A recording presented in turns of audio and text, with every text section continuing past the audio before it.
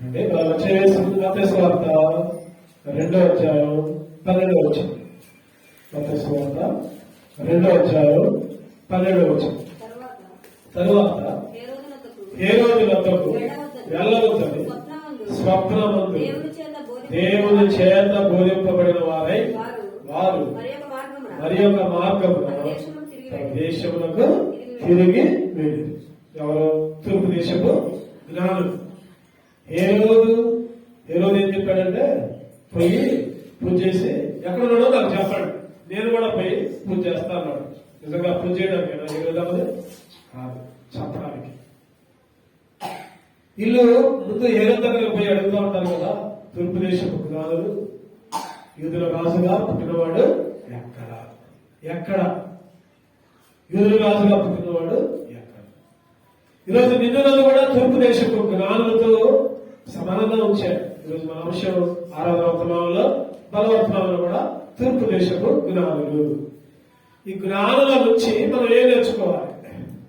జ్ఞానుల లక్షణాలు నీకు నాకు ఉన్నాయా లేదా బలంగా పరిశీలన చేసుకున్నాం. నువ్వు కూడా నేను కూడా జ్ఞానిగా చేశాను. ఆయన 1 కొరింథీ 1:31 ప్రకారం 1 కొరింథీ 1:31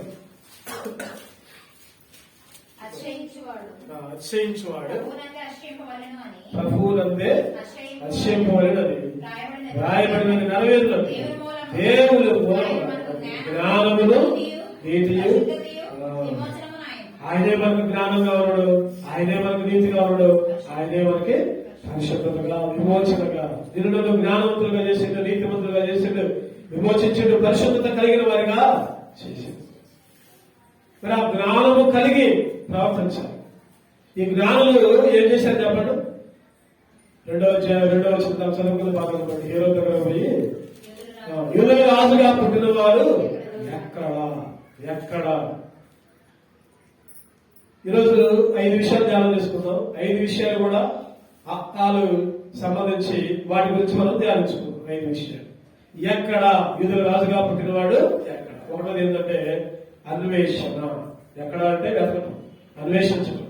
చెప్పడంలో అన్వేషణ, చెప్పడంలో అన్వేషణ. ఒకప్పుడు నీవు నేను కూడా ఏదేదో వెతికాం, దేనిదేదో అన్వేషిస్తున్నాం. అసలైన రాజుని వెంబడించలేకపోతున్నాం, అసలైన రాజు దగ్గరికి రాలేకపోతున్నాం. ఈరోజు కూడా చాలా మంది దేవుడు అంటే తెలుసు, యేసుక్రీస్తు ఈ లోకానికి వచ్చాడని తెలుసు, అయినా కానీ అన్వేషించలేకపోతున్నారు, కనుక్కోలేకపోతున్నారు. యూదుల రాజుగా పుట్టినవాడు ఎక్కడ? ఈరోజు నీ అన్వేషణ, నా అన్వేషణ దేని మీద ఉంది చెప్పండి? దేని గురించి అన్వేషిస్తున్నావు? చాలా మంది అంటారు కదా, నా కుటుంబం బాగుండాలి, ఉద్యోగాలు రావాలి, తర్వాత పెళ్లిళ్ళు కావాలి, తర్వాత నేను హాయిగా సమృద్ధిగా ఉండాలి. ఈ లోకం కొరకే అన్వేషిస్తూ ఉంటున్నాం, ఈ లోకం కొరకే ధన ధాన్యాల కోసం వెంబడిస్తున్నాం. ఈ లోకంలో అంతలో కనబడి ఎంతలో మాయమైపోయే సుఖం కోసం వెంబడలాడుతున్నాం. సరైన రాజుని వెతకట్లా, దేవుని వెతకట్లా, యేసుక్రీస్తుని వెతకట్లా. ఈరోజు బలలో మనం చేయవేసే ముందు సరి చేసుకోవాలి. ఈరోజు నా అన్వేషణ దేని మీద ఉంది? నేను దేని గురించి వెతుకుతూ ఉన్నాను? నిజంగా పరలోక రాజ్యం గురించి వెతికితే ఈ లోకం మొత్తం శూన్యం.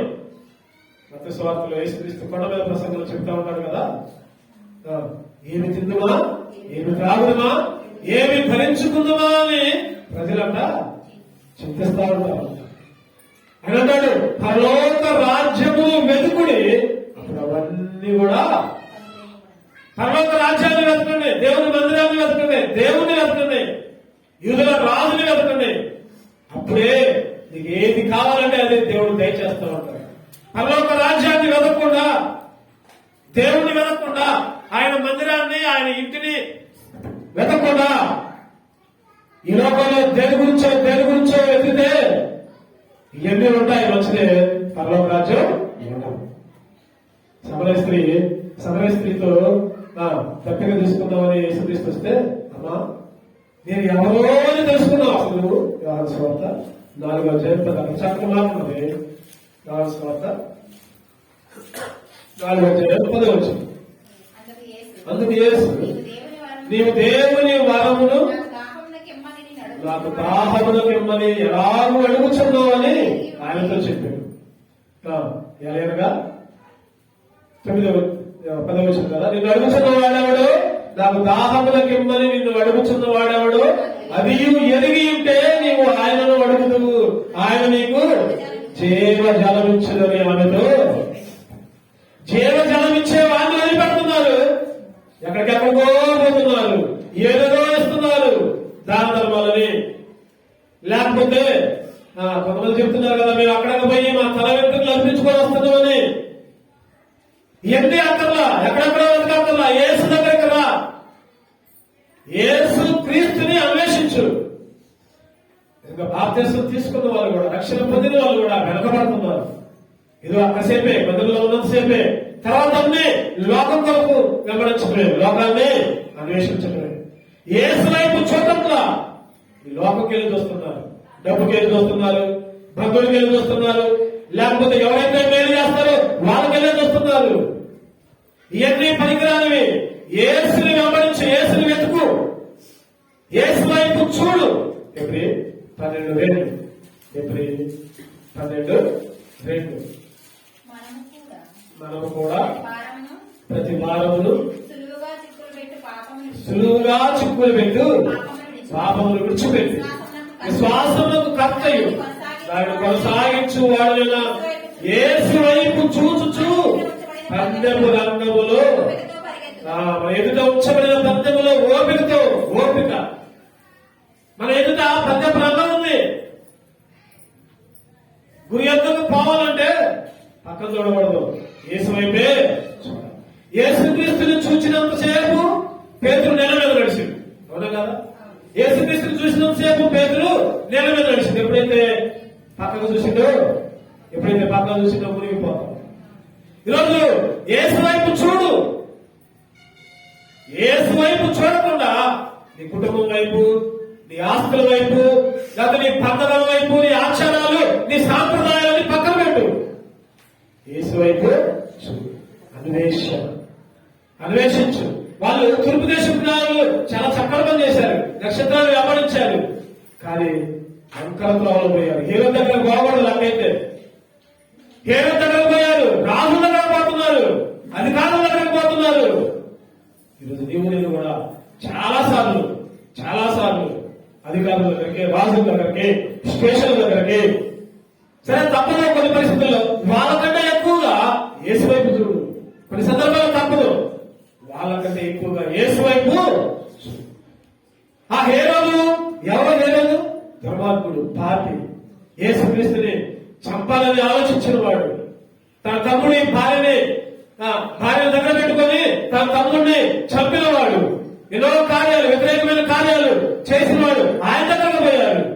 క్రైస్తవులమైన నీవు నేను యేసుక్రీస్తుని అన్వేషించాలి, యేసుక్రీస్తుని మాత్రమే అన్వేషించాలి. ఈరోజు మన అన్వేషణ అంటాడు ఆయన యోధ పత్రికలో, దారి తప్పు చుక్కలు అంటే దారి తప్పుతున్నాయి. 2 చుక్కలు 1:13.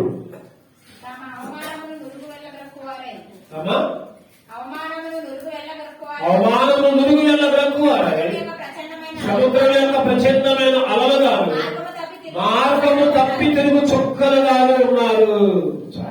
మార్గము తప్పి తిరుగు మార్గానికి వచ్చాం, జీవనానికి వచ్చాం, కానీ మార్గాన్ని తప్పి తిరిగే చుక్కలుగా ఉంటున్నాం. అసలు మార్గాన్ని ఎవరు చెప్తా, ఆదివారం వస్తే మందిరానికి రాలేకపోతున్నాం, మందిరానికి వచ్చినా కూడా ఇలా దగ్గర మన సాక్ష్యం ఎలా ఉంది? యేసు క్రీస్తుని శిష్యులుగా ఉన్నారు, క్రిస్టియన్స్. యేసు క్రీస్తు శిష్యులు, యేసుని చూపించాలి. ఈరోజు మన అన్వేషణ దేని మీద ఉంది? ఆయన ఎందుకు పుట్టాడు ఈ లోకంలో? ఎందుకు పుట్టాడు? ఆయన ఎందుకు పుట్టాడో తెలుసుకోవట్లేదు. కానీ క్రిస్టమస్ పండుగలు చాలా చేస్తూ ఉన్నారు, స్టార్లు పెడుతున్నారు, లైటింగ్లు పెడుతున్నారు, లేకపోతే ఇంకేదేదో తింటున్నారు, తాగుతున్నారు. చెప్పుకుందాం మనం, ఇంటి క్రిస్టమస్, పంటి క్రిస్టమస్, వంటి క్రిస్టమస్ అన్నిటికీ బాగానే ఉన్నాయి. హృదయంలో మాత్రం యేసుక్రీస్తు జరిగిన ఉంటుందా? ఇంటి పైన ఏమో స్టార్ ఉంటుంది, ఇంటి కింద ఏమో బాల్ ఉంటుంది.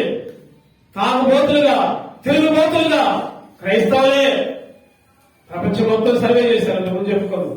ఆ సర్వేలో ఏం చెప్పారంటే క్రిస్టమస్ న్యూ ఇయర్ రోజంతా ఎక్కువ సేల్స్ అవుతుంది కదా మందుబాటు. ఏంటి చెప్పండి, ఏం అమ్ముడుపోతున్నాయంటే మందుబాటు. వ్యాపారస్తులు అంటున్నారంట, అబ్బా ఇటువంటి పండుగలు యేసుక్రీస్తు ఇంకో 2 వస్తే బాగు, 2 ఉన్నాయండి. డిసెంబర్ నెలలో జనవరి 1 అవుతున్నాయండి, మధ్యలో కూడా ఇంకో 2 వస్తే బాగు, ఆ నెలలో కూడా మాకు బాగా విపరీతంగా అమ్ముడుపోతాయని వ్యాపారస్తులు అనుకుంటున్నారు. ఈరోజు ఆయన్ని వెంబడించకుండా సైతాన్ని వెంబడిస్తున్నారు. ఆయన్ని వెతకకుండా దారి తప్పు చొక్కులుగా లోకాన్ని సరి చేసుకున్నారు. ఆయన ఎందుకు వచ్చాడు, ఎందుకు పుట్టాడు, ఆ సంగతి మర్చిపోతున్నారు. 1:15 ప్రకారం పాపులను రక్షించటకు యేసుక్రీస్తు లోకానికి వచ్చాడు. ఎందుకు వచ్చాడు, ఎందుకు పుట్టాడు? ఏదో క్రిస్మస్ రోజు డెకరేషన్ చేసి అవి చేసి ఈ చేసి లేకపోతే గొప్పగా చేసుకుని తినడం కోసం తాగడం కోసం కాదు, పాపులను రక్షించడానికి ఈ లోకంలో పుట్టాడు ఆయన. ఆ సంగతి తెలుసుకో. లోకస్వార్త 9:10 ప్రకారం నశించిన దానిని వెతకి రక్షించడానికి క్రీస్తు యేసు లోకానికి వచ్చాడు. ఆయన ఎందుకు పుట్టాడు? పాపులను రక్షించడానికి. నశించిపోయే నిన్ను నన్ను వెతకి రక్షించడానికి వస్తే అసలు ఆయన మర్చిపోతున్నాం, మిగిలినవన్నీ చేస్తాం. ఈరోజు మన అన్వేషణ ఏంటి? మనం సరి చేసుకున్నాం. 2వ విషయం పదండి. మత్తయి సువార్త 2:9-10. వారు రాజు మాట విని బయలుదేరిపోచుండగా ఇదిగో తూర్పు దేశంలో వారు చూచిన నక్షత్రం ఆ శిశువు ఉండిన చోటుకి మీదుగా వచ్చి నిలిచి వరకు ముందుగా నడిచింది. వారు ఆ నక్షత్రమును చూచి అత్యానంద భరితులై ఇంటిలోనికి వచ్చి తల్లి అయిన మరియను ఆ శిశువును చూచి సాగిలపడి ఆయనని పూజించి, ఇలా చెప్పుకున్నాం, సాగిలపడి పూజించడానికి ఆయన లోపల పుట్టాడు. ఆయన లోపల పుట్టింది ఎందుకంటే సాగిలపడి పూజించి ఆరాధించే బిడ్డగా చేయడానికే ఈ లోపల పుట్టాడు. ఈరోజు వ్యర్థమైన దాన్ని ఆరాధిస్తున్నారు, వ్యర్థమైన వాటికి మొక్కుతున్నారు, వ్యర్థమైన వాటికి పూజ చేస్తున్నారు. నిజంగా మనం ఆరాధించే దేవుడు చనిపోయి తిరిగి లేచిన దేవుడైనా అని కొద్దిగా జ్ఞానం కూడా ఉన్నట్ల. దేవుడు అంటే ఎవరు? ఎవరిని పూజ చేయాలి, ఎవరికి సాగిలపడాలి? ప్రపంచ మానవులలో యేసుక్రీస్తు పుట్టిన తర్వాత క్రీస్తు పూర్వము, క్రీస్తు శకము చరిత్ర 2 భాగాలుగా చేసింది. ఈరోజు చాలా మంది దేవుడు లేడు అంటూ ఉంటారు. అనుకుంటానే వాళ్ళ డేట్ రాసినప్పుడు యేసుక్రీస్తు గురించి డేట్ వేసామంటే యేసుక్రీస్తుని రాసినట్టే. నీ కొరకు చనిపోయి నీ పాపాల కోసం, నువ్వు చేసిన దుర్మార్గాల కోసం ఈ లోకానికి వచ్చి మానవ రూపిగా రిక్తుడిగా వచ్చి ధనవంతులయ్యుండి కూడా ధనహీనుడుగా యేసుక్రీస్తు శ్వాసంలో భాషంలో ఉండాల్సిన బాధ్యతను కూడా వదిలిపెట్టుకొని ఈ లోకానికి వచ్చి రిక్తుడిగా పుడితే ఆయన వెంబడించాలి, ఆయన దగ్గర రావాల, ఆయన పూజ చేయాల. కొంతమంది ఎన్నో నిజంగా చూస్తుంటే వాళ్ళని, అరే క్రిస్టియన్లు కూడా ఇంత గొప్పగా పూజ చేయరే, క్రిస్టియన్లు కూడా ఇంత గొప్పగా సాగిలపడరే, అంత మడులు కట్టుకొని మరి పూజలు చేస్తా ఉంటున్నారు, సాగిలపడుతున్నారు. నిజమైన దేవుణ్ణి తెలియకుండా పూజలు చేస్తున్నారు. ఈరోజు నా ప్రశ్న, నువ్వు సాగిలపడేది, నువ్వు పూజించేది ఎవరిని? ఒకసారి గుర్తు తెచ్చుకో, మనసులో ఆలోచించుకో. నేను సాగిలపడే దేవుడు, నేను పూజించే దేవుడు నిజమైన దేవుడా కాదా? చనిపోయి తిరిగి లేచాడా లేదా? చనిపోయి తిరిగి లేచి మరణాన్ని గెలిచిన, సమాధిని గెలిచిన ఆ యేసుక్రీస్తుకి సాగిలపడు, పూజ చేయి. క్రైస్తవులు కూడా దేవుడు శరీరాన్ని పూజ చేసుకున్నారు. కొంతమంది వాళ్ళ శరీరమే, వాళ్ళ కడిపే వారి దేవుడు అన్న. ఎవరంటే వారి దేవుడు చెప్పండి? వారి కడిపే వారి దేవుడు. సజీవ యాగముగా అర్పించుకోలేకపోతున్నారు. పేరుకి క్రైస్తవులుగా ఉంటున్నారు, పూజ చేసేది సాగిలపడేది డబ్బుకి. డబ్బు కంటే ఎక్కువ ఏది అంచట్ల. దేవుని మందిరాలు కూడా డబ్బుల తర్వాతనే. ఈ మధ్య ఒక వ్యక్తి సాక్ష్యం చెప్పాడు. ఏంటంటే, అన్నా ఆదివారం నాకు నా భార్యకి 2000 ఇస్తానన్నారు అన్న. కూలికి వస్తే శనివారం దాకా పోయాం. ఆదివారం కూడా రమ్మన్నారు. మేము రానని చెప్పాను. అయినా భావంతో చేశారు. 2000 ఇస్తాననేసరికి ఇద్దరం వెళ్ళామమ్మా. కూలికి వెళ్ళి వచ్చాము. తెల్లారి పెద్దలు సెలవు ఇచ్చారమ్మా మాకు. ఇస్తే ఆ 2000 పెట్టి ఏదేదో కొనుక్కుందామని ఊరికి వెళ్ళామన్నా. బండి మీద వెళ్ళాము. సడన్ గా ఆటో వచ్చి గుద్దిందన్నా. గుద్దితే నా భార్య 2 కాళ్ళు విరిగినాయన్న. అన్నా గుర్తొచ్చిందన్న. ఇంకెప్పుడు ఆదివారం ఏ పని కూడా చేయకూడదని తెలుసుందన్నా. మా కోసం ప్రార్థన చేయండి అన్నా అని చెప్పారు. ఈరోజు నీ డబ్బు ఎక్కడ? నువ్వు వెతికేది ఎక్కడ? లేకపోతే నువ్వు ఇంకా చేసేది ఎక్కడ? డబ్బులు పూజ చేస్తున్నావు కాబట్టే పనికెళ్తున్నావు. నువ్వు డబ్బుకి సాయం పడుతున్నావు కాబట్టే నీ సొంత కార్యాలు చేసుకుంటున్నావు. జ్ఞాపకం ఉంచుకో. యెహోవా ఆశీర్వాదము, చెప్పండి అందరూ, యెహోవా ఆశీర్వాదము ఐశ్వర్యం ఇచ్చింది. ఈ లోక ఆశీర్వాదం కాదు నీకు ఐశ్వర్యం ఇచ్చేది. వచ్చినా పోతుంది. 2000 వస్తే 20,000 అంట కట్టికే ఒక రోజుకే. ఇక మరి నెల మొత్తం మందులు ఆడాలి, నెల మొత్తం హాస్పిటల్ పోవాలి. మరి ఎంత ఖర్చు అయితే ఆలోచించి 2000 కోసం ఆశపడి దేవుని మందిరాన్ని వదిలిపెట్టి బిడలారా, దేవుడు అంటున్నాడు కదా, సాగిలపడు, పూజ చేయి దేవునికి. డబ్బు కాదు, నాకు ఇంకేదో నీ బంధువులు. ఆదివారం వస్తేనే బంధువులు వస్తారు. ఆదివారం వస్తేనే ఇంకేదో జరిగింది. తప్పని పరిస్థితుల్లో, చనిపోయిన పరిస్థితుల్లో, లేకపోతే కాళ్ళు నడవలేక హాస్పిటల్లో ఉన్న పరిస్థితుల్లో, బెడ్ మీద ఉన్న పరిస్థితుల్లో దేవుడికి తెలుసు. దేవుడికి సాగిలపడు, పూజ చేయి. దేనికి పూజ చేయదు. తూర్పు దేశపు జ్ఞానులు వాళ్ళు అంత కష్టపడి దగ్గరగా 2-3 సంవత్సరాల దాకా వాళ్ళు ప్రయాణం చేశారు నక్షత్రాన్ని వెంబడించి. ఆ యేసున్న ఇంటిలోకి వెళ్లేదాకా ప్రయాణం. మధ్యలో ఎన్నిసార్లు ఆగలేదు, ఎన్ని పుట్టలు ఎదురైందో, ఎన్ని సముద్రాలు ఎదురైందో, లేకపోతే భయంకరమైన మృగ జంతువులు ఎదురైందో, అవన్నీ లెక్క చేశారు. వాళ్ళు ఖచ్చితంగా వచ్చారా లేదా చివరికి? వాళ్ళు ప్రయాణం ఎప్పుడు చేశారు, ఎప్పుడు వచ్చారు? వాళ్ళకి ఎన్ని కష్టాలు వచ్చినా, ఎన్ని శ్రమలు వచ్చినా, ఎన్ని వ్యతిరేక పనులు వచ్చినా సరే ఏం చేశారంటే యేసు దగ్గరకు వచ్చి, ఇంటిలోకి వచ్చి సాగిలపడ్డారు. ఈరోజు మీ జీవితంలో, మన జీవితాల్లో ఎన్నో కష్టాలు ఉండొచ్చు, శ్రమలు ఉండొచ్చు, ఇబ్బందులు ఉండొచ్చు, ఇరుకులు ఉండొచ్చు. దేవునికి ఆదివారాన్ని కేటాయించు. ఆదివారం దేవుని మందిరంలో సాగిలపడు. రెండవది 3వ చూద్దామండి. మత్తయి సువార్త 2వ అధ్యాయం 10వ వచనం 11వ వచనం. మత్తయి సువార్త 2వ అధ్యాయం 10, 11. వారి నక్షత్రమును చూచి అత్యానంద భరితులై. చాలు, అత్యానంద భరితులై. ఆ గురించి చెప్పుకున్నాం. 1వ ఏంటంటే అన్వేషణ, 2వ ఏంటంటే ఆరాధించేది. సాగిలపడి పూజించడం అంటే ఆరాధించారు. 3వ ఏంటంటే ఆనందించారు. ఈరోజు దేవుణ్ణి అన్వేషించాలి, దేవుణ్ణి ఆరాధించాలి, దేవుని దగ్గర ఆనందించాలి. ఇలా చెప్పుకున్నాం మనం. ఆనందం. ఈరోజు దేంట్లో ఆనందాన్ని వెతుకుంటున్నాం మనం? చెప్పండి, దేంట్లో ఆనందాన్ని వెతుకుంటున్నాం? దేంట్లో అంటే ఈ లోకం దాని మీద. ఈ లోక ఇబ్బందులు లేకుండా ఉంటే చాలు. ఈ లోక ఇంటి విషయాల్లో ఏ ఇబ్బంది లేకుండా ఉంటే చాలు. శ్రమ వచ్చినా కూడా, కష్టం వచ్చినా కూడా, ఇబ్బంది వచ్చినా కూడా క్రీస్తు ప్రేమ నుంచి మనల్ని నా చదువుకున్న నేహమే 8:10. యెహోవా ఎందు ఆనందించడం వలన బలము. నువ్వు బలం లేకుండా ఉంటున్నావు. కారణం ఏంటంటే దేవునిలో ఆనందం లేదు. కొనుక్కుంటున్నావు, సరుకుంటున్నావు. పైకేమో ఒకలాగా, లోపలేమో సరుగులు గొరుగులు. యెహోవా ఎందు ఆనందించు. మందిర విషయంలో సంతోషించు.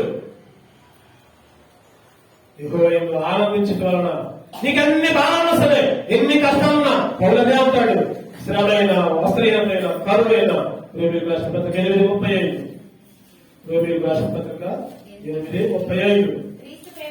క్రీస్తు ప్రేమ నుండి మనల్ని ఎడబాపు వాడవడు శ్రమ అయినా, బాధ అయినా, హింస అయినా, కరువైన, వస్త్రహీనమైన, ఉపద్రవమైన, ఖడ్గమైన మనల్ని ఎడబాపుదా? ఈరోజు ఎడబాపుతుంది క్రైస్తవులే. ఈరోజు నిజంగా ఎడబాపుతుంది. శ్రమ వస్తే నాకు బాధ అయిపోతుంది వచ్చింది, ఇంకా కరువు వస్తే, వస్త్రహీనత అయితే, ఉపద్రవం అయితే, ఖడ్గం అయితే ఎడబాపుతుంది. దేవునికి దూరంగా వస్తుంది. క్రీస్తు ప్రేమ నుంచి ఏది కూడా ఎడబాపకూడదు.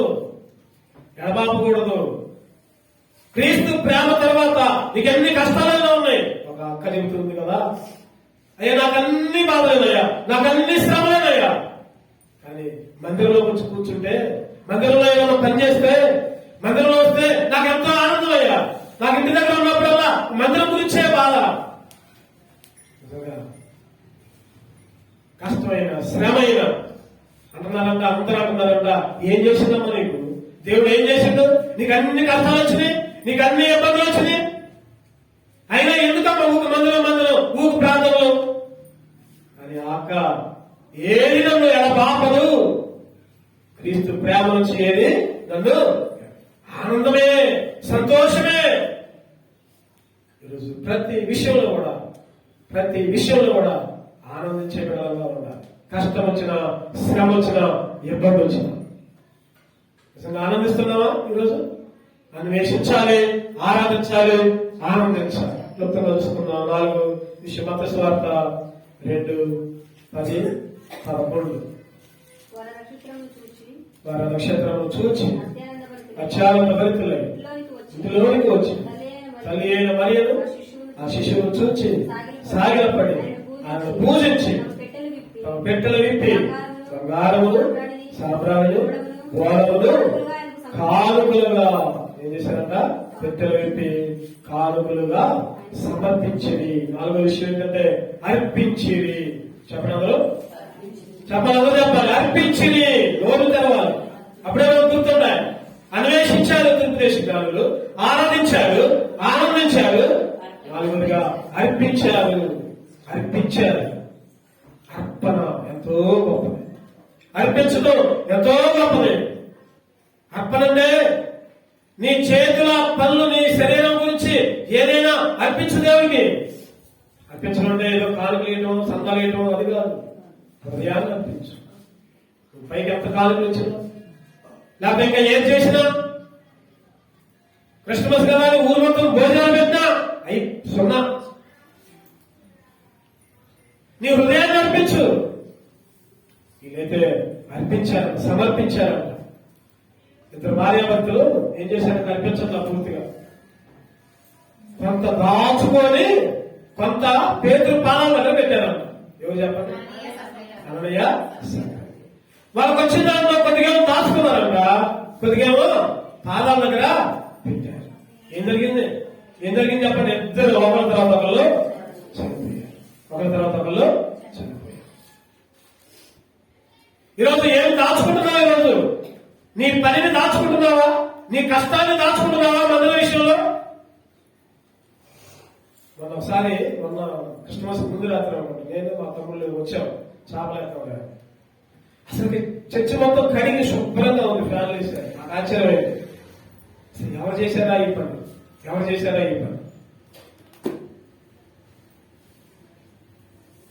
సో వాళ్ళన్నీ మర్చిపోయారు. వచ్చి మందిరాన్ని కడిగి శుభ్రం చేసి చైర్స్ కూడా, బూజు కూడా కలిపి పోయారు. దేవునికి స్తోత్రం. తర్వాత తెలిసింది వాళ్ళు ఎవరు. నిజంగా నీ శరీరంలో, నీ చేతుల కష్టార్జితాన్ని అర్పిస్తున్నావా ఆయన కోసం? మన సమీకృష్ణ సైతం కూడా ఆ రోజు అక్కడ దీక్షలన్నీ ఉంటే ఒకసారి భయమైంది నాకు. అక్కలు వచ్చారు, 4-5 అక్కలు వచ్చారు. శుభ్రంగా కడిగారు.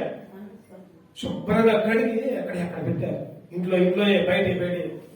అసలు ఎవరు చేస్తారు ఆ పనులు? దేవుని కొరకు అర్పించాలి. ఏదో డబ్బులు ఇచ్చా, లేకపోతే ఇంకేదో ఇచ్చా కాదు. నీ కష్టార్జితం కూడా దేవుడికి నీ చేతు సజీవ యాగముగా అంట. సజీవ వేదిక పత్రిక 6వ అధ్యాయం 12 చూడండి అక్కడ 12:1. కాబట్టి సహోదరులారా, పరిశుద్ధములు దేవునికి అనుకూలమైన సజీవ యాగముగా మీ శరీరాలని ఆయనకు అర్పించండి. మీ శరీరాలు అర్పించండి, మీ హృదయాన్ని అర్పించండి. అవన్నీ కాకుండా ఇంకేదేదో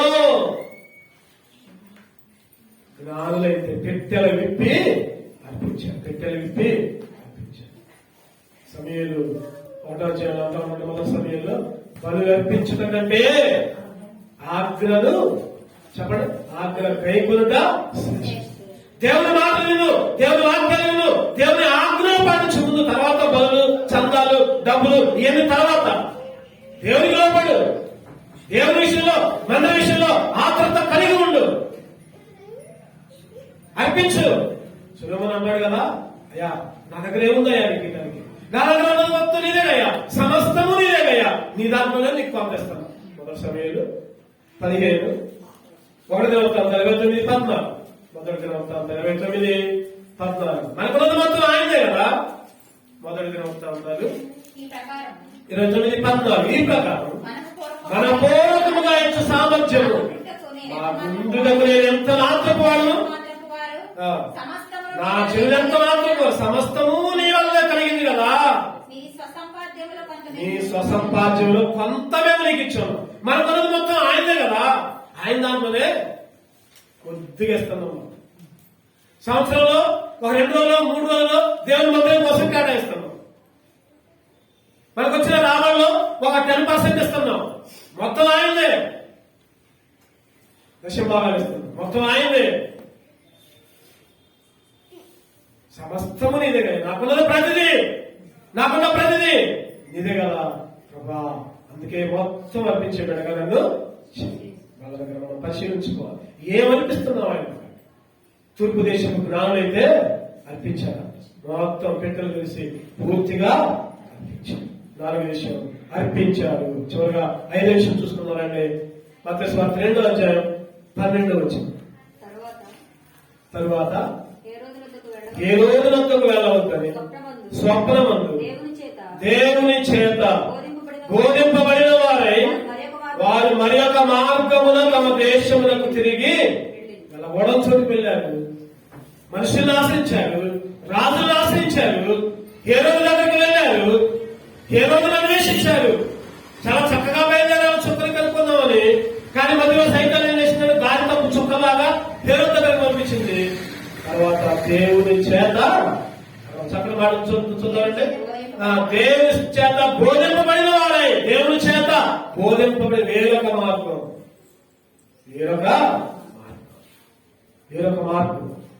ఈరోజు నీ మార్గం ఏంటి? సంతోషంగా ఉండే మార్గంలోనే వెళ్తాం, శ్రమ లేకుండా ఉన్న మార్గంలోనే వెళ్తాం.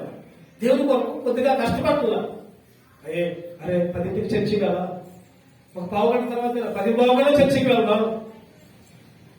మనకి లాభం లేదు, ఉండట్లా, జ్ఞానం ఉండట్లేదు. అరే దేవునికి ఇచ్చేది 2 గంటలు 3 గంటలు కదా. ఆ 3 గంటలు కూడా నేను ఇలాకపోతున్నానే, నా మార్గాలు సుఖవంతమైన మార్గాలనే ఎన్నుకుంటున్నానే. అదే ఇంకో ఫంక్షన్కి అయితే చెప్పండి, ట్రైన్కి హైదరాబాద్ వెళ్ళాలి. ట్రైన్ టైం 8ంటికి అయితే 7 గంటలే వెళ్తాం.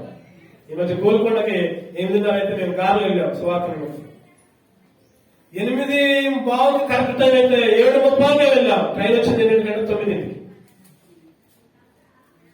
ఈరోజు దేవుని మందిరానికి రావడానికి ఆసక్తి ఉండట్లా. ఏం కాదులే, పనులన్నీ చూసుకున్న తర్వాత మందిరానికి వెళ్తానే. దేవుడు హెచ్చరిస్తున్నాడు, దేవుడు గద్దిస్తున్నాడు. ఇదేదో ఎవరి కోసం చెప్పట్లా, ఎవరి ఉద్దేశించో చెప్పట్లా. మనందరం కూడా సుఖమైన మార్గం కాదు, ఇరుకు మార్గంలో వెళ్ళాలి. నీ మార్గాలు విశాలమైన మార్గాన్ని ఎన్నుకుంటున్నావు, ఇరుకు మార్గాన్ని ఎన్నుకోలేకపోతున్నావు. మందిరానికి 10ంటికి రావాలంటే చాలా కష్టపడాలి, పొద్దున్న రావాలి, చాలా చేసుకోవాలి, చాలా పనులు చేసుకోవాలి. అయినా కూడా టైంకి రావాలి. మరి కష్టమే, చాలా కష్టమే. ముఖ్యంగా చలికాలం లేవడం కష్టమే. అయినా కానీ వేరొక మార్గం, కష్టమైన మార్గం. పరిసైల మార్గం వద్దు, సద్దుకైన మార్గం వద్దు. పులిసిన పిండి లాంటి వాళ్ళు. ఎటువంటి వాళ్ళు? పులిసిన పిండిలు అంటారు. పరిసయ్యుల మార్గంలో పోతున్నారు. పరిసయ్యుల మార్గంలో పోతుంటే దేవుడు బోధిస్తున్నాడు, హెచ్చరిస్తున్నాడు, సరైన మార్గంలోకి రా. మత్తయి సువార్త 16:6. మత్తయి సువార్త 16:6. అప్పుడు యేసు చూచుకుంది పరిసయ్యులు సద్దూకయ్యులు అనువారు పులిసిన పిండిని గూర్చి జాగ్రత్త పడుడి. 12వ వచనం. అప్పుడు రొట్టెలు పులిసిన పిండిని గూర్చి కాదు గాని పరిసయ్యులు సద్దూకయ్యుల వారి బోధన గూర్చి, పరిసయ్యులు సద్దూకయ్యుల బోధన గూర్చి జాగ్రత్త పడండి. పులిసిన పిండి లాంటి వాళ్ళు ఈరోజు దొంగ బోధనలు వస్తున్నారు. యేసు క్రీస్తు దేవుడు కాదు, ఇంకేదో దేవుడు, ఇంకేదో దేవుడు. పరిసయ్యుల బోధ తప్పు బోధ. దేవుడు అంటున్నాడు కదా, హెచ్చరిస్తున్నాడు, అయ్యా ఆ మార్గం కాదండి, వేరొక మార్గంలోకి వెళ్ళు. ఒక్క పురుషుల పిండి కొద్దిగా పులిస్తే మొత్తంతా కూడా పులిస్తే, లేకపోతే కొద్దిగా ఆ కొద్ది భాగం వరకు పులిసిద్దా? 1 కొరింథీ 5:6 వచ్చింది. 1 కొరింథీ 5:6 వచ్చింది. 1 కొరింథీ 5:6. మీరు అతిశయపడుట మంచిది కాదు, పులిసిన పిండి కొంచెమైనను అంతయు పులియజైనని మీరు ఎరుగురా. మీరు పులిపిండి లేని వారు కనుక కొత్త ముక్త అవుటకై పాతదైన పులిపిండిని తీసివేయండి. నేను పులిపిండి అవుతుందా? ఈరోజు ఆయన ఆచరించట్లా. చివరిగా 5వ విషయం ఏంటంటే ఆచరించాలి. ఆయనే వేరొక మార్గం, కష్టమైన మార్గం, ఇరుకు మార్గం, పులిసిన పిండి నుంచి వేరొక మార్గాన్ని ఆయన జ్ఞానులకు చూపించాడు. జ్ఞానులు ఎదురు తిరిగారా? చెప్పండి. ఆ దోతకి ఎదురు తిరగల. ఎదురు తిరగకుండా వాళ్ళు కూడా వేరొక మార్గాన నిజంగా ఆ మార్గాన్ని పోతే ఈ రోజు చెప్పాల్సి వచ్చేది 2 సంవత్సరాల్లో పిల్లలందరినీ సంపాల్సి వచ్చేది. ఈరోజు దేవుడు నిన్ను హెచ్చరిస్తున్నాడు. దేవుడు మాతో మాట్లాడుతున్నాడు అనుకోవచ్చు. వాక్యాల ద్వారా దేవుడు మాట్లాడుతున్నాడు, మనుషులు కాదు. మేము నిలబడ్డామంటే, సేవకులు నిలబడ్డారంటే సొంత చెప్తే మాకే నష్టం, సేవకులకే నష్టం. దేవుని ఆత్మ ప్రేరేపింపబడి వచ్చే ప్రతి మాట నా కొరకే, నా కొరకే, నా కొరకే. వాక్యం అనేది 2 అంశాలుగా కట్టుకోవాలి. ఎరుగు నీకు, నాకు. దేన్ని ఆచరిస్తున్నావు ఈరోజు? ఇంపైన మార్గాన్ని ఆచరిస్తున్నావా? ఇరుకైన మార్గాన్ని ఆచరిస్తున్నావా? యేసు వెంబడి నడుస్తున్నావా? యేసుని ఆచరిస్తున్నావా? లోకాన్ని ఆచరిస్తున్నావా? పరిశీలన చేసుకున్నావా? వాళ్ళ దగ్గర ఒక్క నిమిషం మౌనంగా ఉండి పరిశీలన చేసుకున్నారండి. మోకరిద్దాం. ఒక్క నిమిషం మౌనంగా పరిశీలన చేసుకున్నాం.